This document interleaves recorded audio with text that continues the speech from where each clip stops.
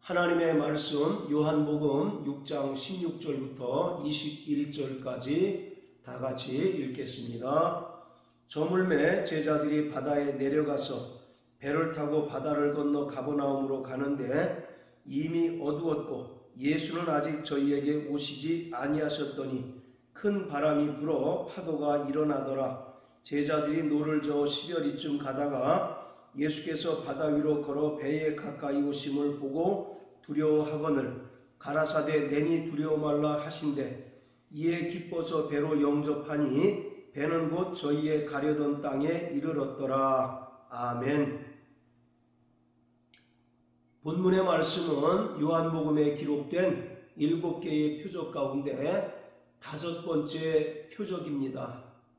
그리고 앞에 기록된 오병이어의 표적과 함께 구약의 출애굽 사건을 연상하게 합니다.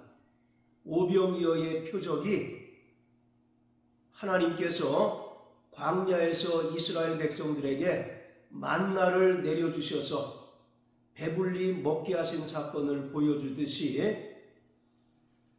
본문의 말씀은 이스라엘 백성들이 홍해를 무사히 건너간 사건을 보여주고 있습니다.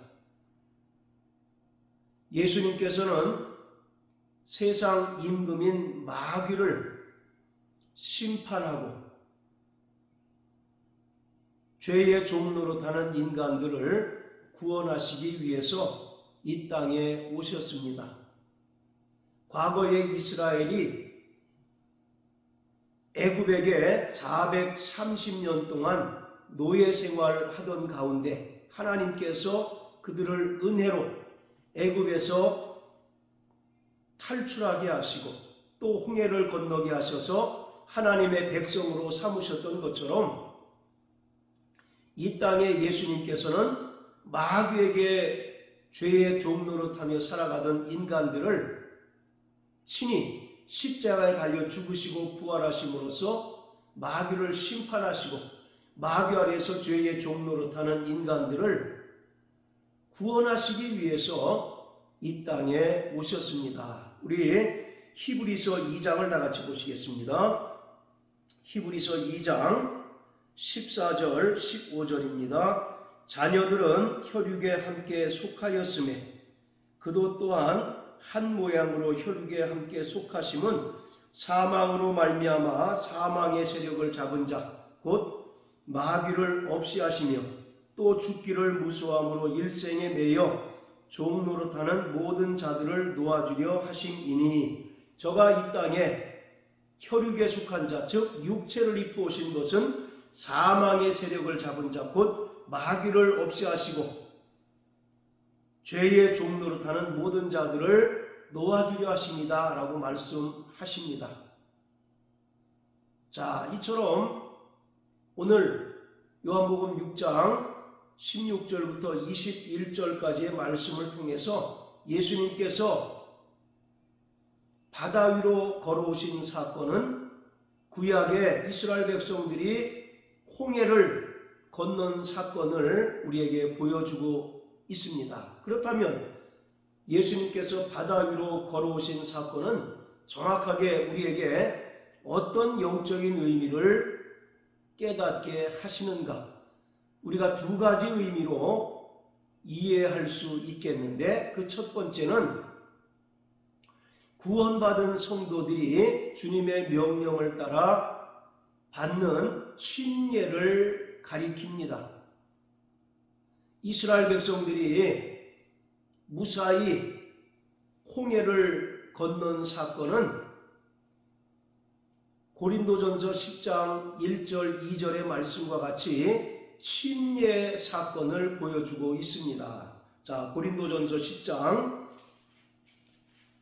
1절 2절입니다. 형제들아 너희가 알지 못하기를 내가 원치 아니하노니 우리 조상들이 다 구름 아래 있고 바다 가운데로 지나며 모세에게 속하여 다 구름과 바다에서 침례를 받고 고린도전서 10장은 구약의 출애굽 사건을 기록하고 있습니다. 그런데 홍해를 건넌 사건을 다 구름과 바다에서 침례를 받았다라고 설명하고 있습니다. 자, 이처럼 이스라엘 백성들이 홍해를 건넌 것은 구원받은 성도들이 주님의 명령에 순종하여 침례받은 것을 보여주고 있습니다. 그런데 이 침례는 구원의 표입니다. 베드로전서 3장 21절에 보면 물은 구원의 표니 곧 침례다라고 말씀합니다.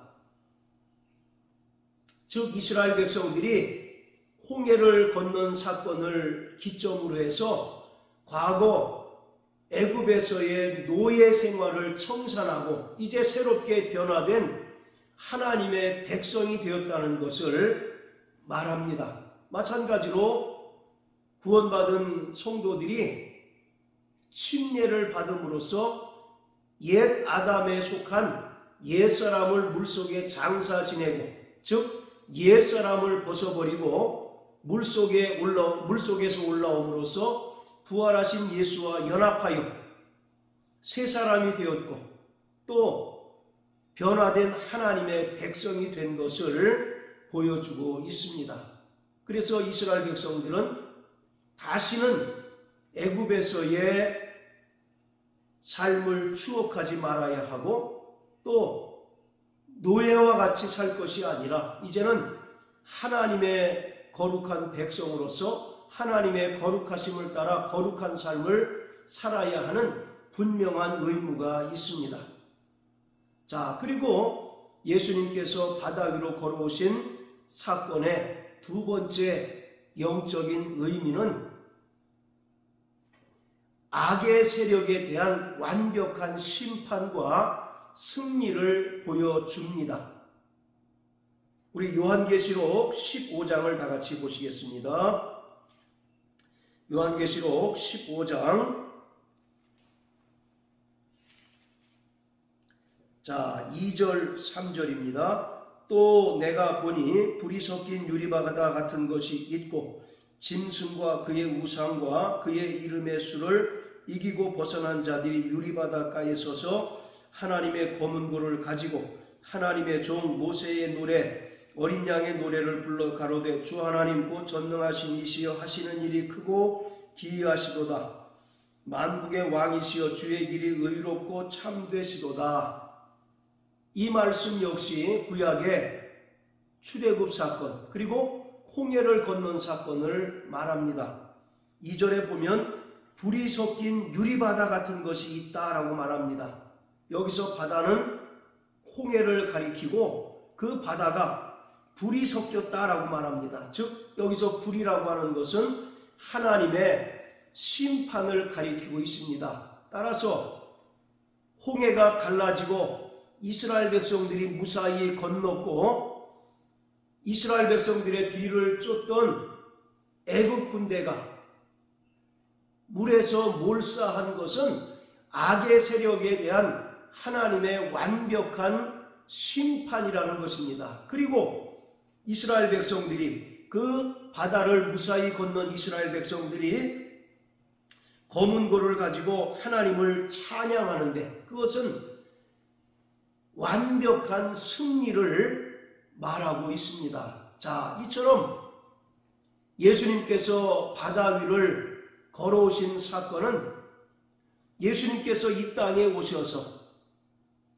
십자가의 죽음과 부활을 통해서 사망의 세력을 잡은 자 곧 마귀를 완전히 심판하시고 마귀 아래 죄의 종노릇하는 인간들을 구원하신 사건을 우리에게 분명하게 보여주고 있습니다. 성경에서 바다는 악의 세력 그리고 마귀의 세력들이 집결하고 있는 본산지를 가리키고 있습니다.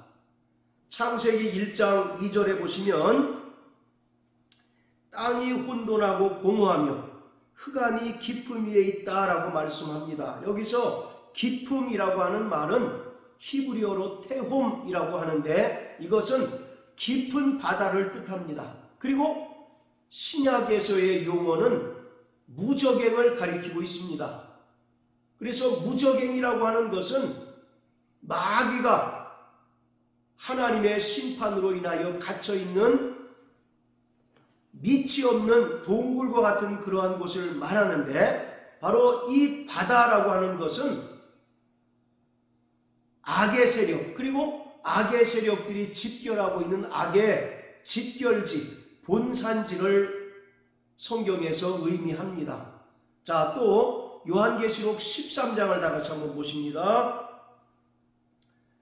13장 1절, 내가 보니 바다에서 한 짐승이 나오는데 뿔이 열이요 머리가 일곱이라. 그 뿔에는 열 면류관이 있고 그 머리들에는 참남된 이름들이 있더라.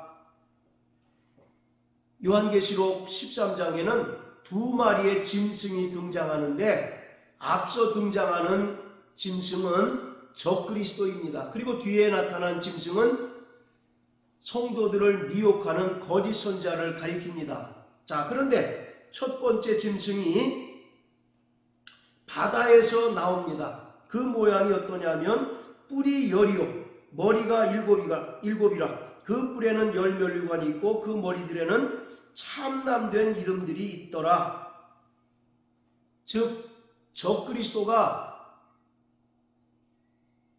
세상 임금인 마귀로부터 세상 권세를 받아 가지고 성도들을 핍박하고 또 성도들을 해하려고 나타나는 것을 말하고 있습니다. 그런데 이러한 적그리스도가 어디에서 나오냐면 바다에서 나온다라고 성경은 말씀합니다. 따라서 이 바다라고 하는 것은 물리적인 동해바다, 서해바다 할 때 이 물리적인 바다를 의미하는 것이 아니라 바로 영적으로 마귀의 세력, 그리고 마귀의 세력이 집결하고 있는 곳을 가리키고 있습니다. 자, 이것은 또 구약에서도 동일하게 계속적으로 설명하고 있는 바입니다. 자, 이사야서 43장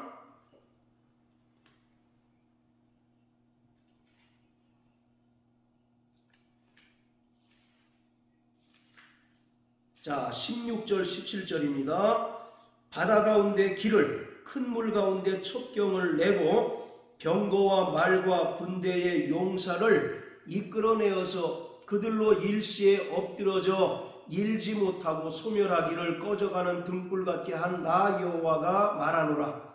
이건 역시 홍해 사건을 말하는데, 하나님의 백성인 이스라엘은 무사히 홍해를 통과하지만 뒤를 쫓던 애국 군대가 물에서 몰사한 사건을 말하고 있습니다.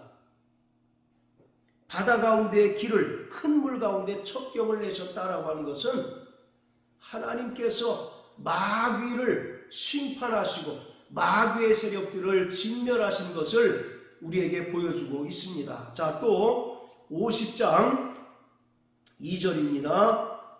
내가 왔어도 사람이 없었으며 내가 불러도 대답하는 자가 없었으면 어찌미뇨? 내 손이 어찌 짧아 구속하지 못하겠느냐?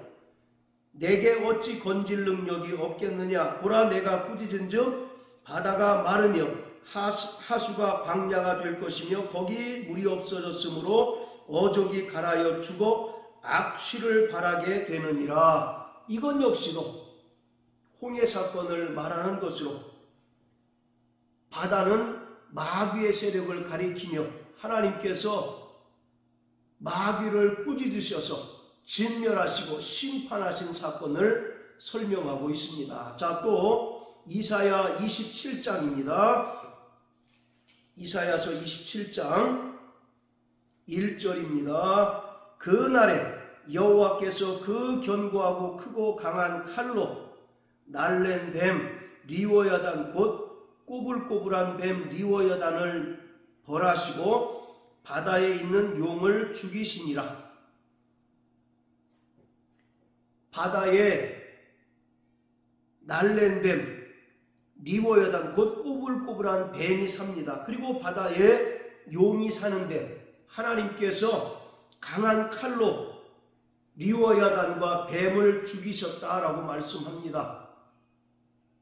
계시록 12장에 보면 뱀과 용은 사단 곧 마귀를 가리키고 있습니다. 따라서 바다에 사는 날랜뱀 리워야단과 용은 사단, 곧 마귀를 가리킵니다. 그렇기 때문에 하나님께서 바다에 있는 용을 죽이셨다는 것은 마귀를 멸하시고 또 마귀의 모든 세력들을 다 심판하신 것을 보여주고 있습니다.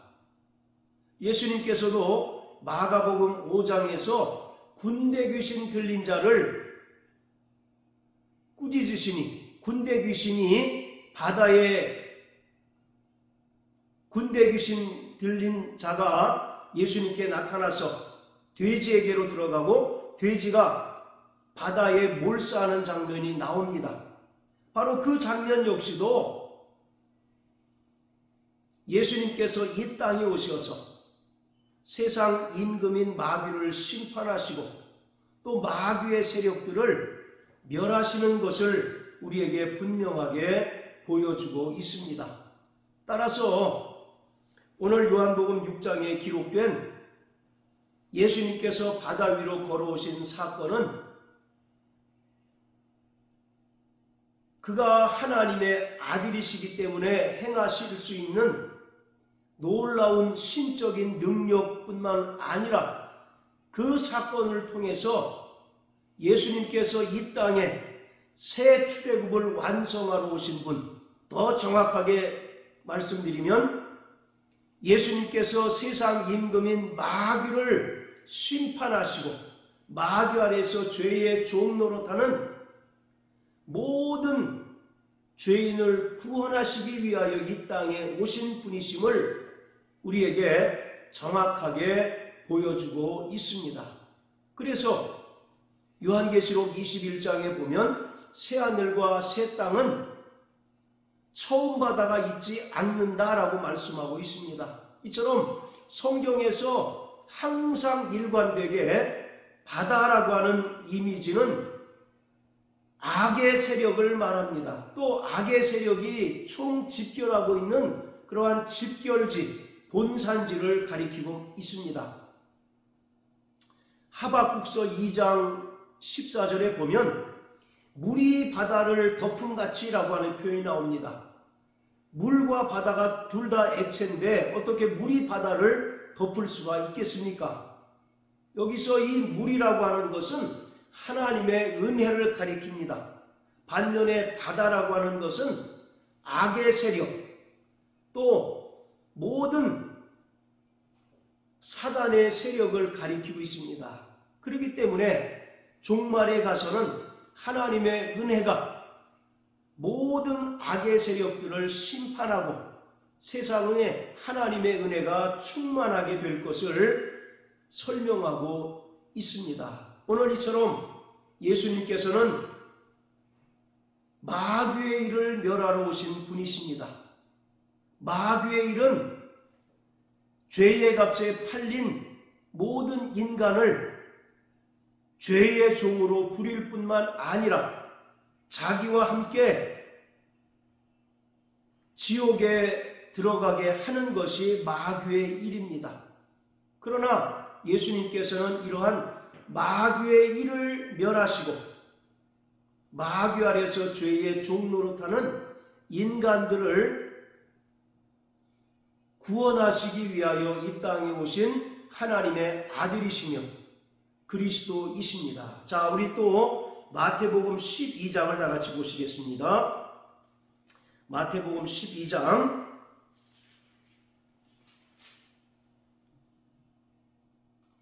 자, 28절 29절입니다. 그러나 내가 하나님의 성령을 힘입어 귀신을 쫓아내는 것이면 하나님의 나라가 이미 너희에게 임하였느니라. 사람이 먼저 강한 자를 결박하지 않고야 어떻게 그 강한 자의 집에 들어가 그 세간을 늑탈하겠느냐. 결박한 후에야 그 집을 늑탈하리라. 자, 29절에 보면 사람이 먼저 강한 자를 결박하지 않고야 어떻게 그 강한 자의 집에 들어가 세간을 늑탈하겠느냐라고 말씀합니다. 여기서 강한 자라고 하는 말은 마귀를 말합니다. 그리고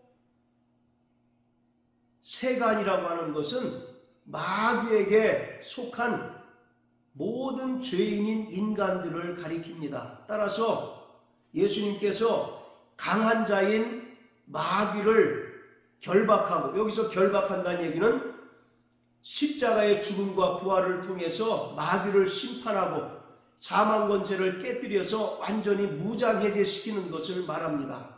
그래서 예수님께서 십자가 죽음과 부활을 통해서 마귀를 심판하시고, 마귀 아래에 있는, 여기서 세간이라고 하는 것은 모든 인간을 가리키는데, 마귀를 심판하시고 마귀 아래의 죄의 종노릇하는 인간들을 구원하시는 것을 설명하고 있는 구절입니다.